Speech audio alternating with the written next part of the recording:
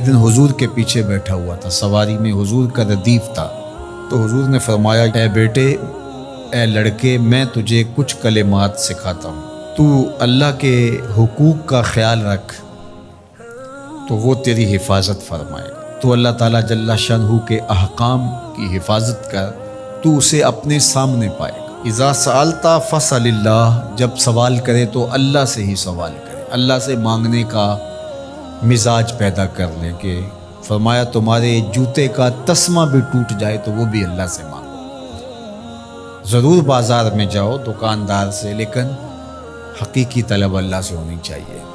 بات بات پہ اللہ سے سوال کرو، بڑی سے بڑی چیز بھی اس سے مانگو، چھوٹی سے چھوٹی چیز بھی اسی سے طلب کرو۔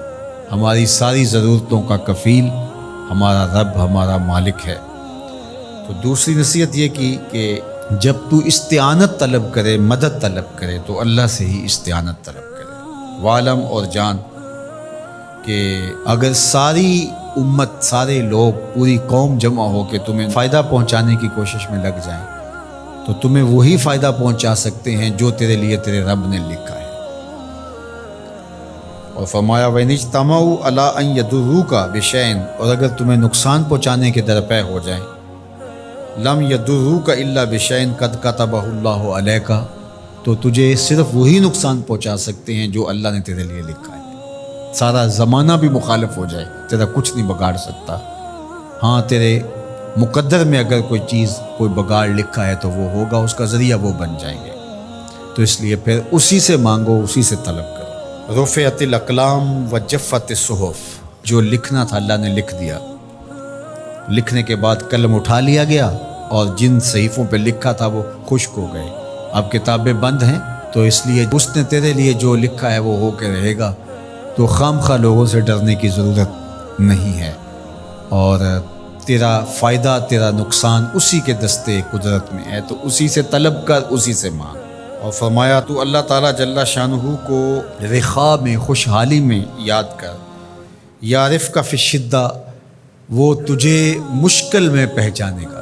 یعنی جو شخص خوشحالی کے دور میں اس کے پاس دولت ہے، صحت ہے، تو اللہ تعالیٰ کو فراموش نہیں کرتا، اللہ اس کی بدحالی کے زمانے میں اس کو فراموش نہیں کرتا۔ وعلم، اور جان، ان النصر مع الصبر، کہ جو مدد ہے وہ صبر کے ساتھ آتی ہے۔ وان الفرج مع الکرب، اور کشادگی جو ہے وہ مشکل کے ساتھ آتی ہے۔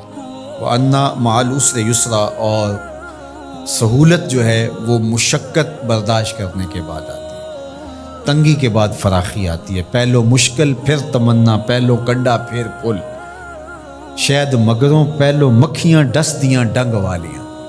تو یہ سب ہوتا ہے، مشکلات، تکلیفیں، آلام، مصائب، ان سب سے گزر کر کے آسانیاں آتی ہیں۔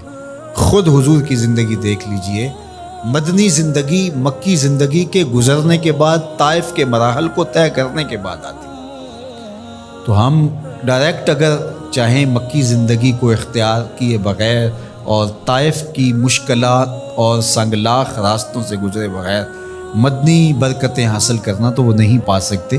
تو یہ اللہ تعالیٰ نے ایک نظام رکھا ہوا ہے۔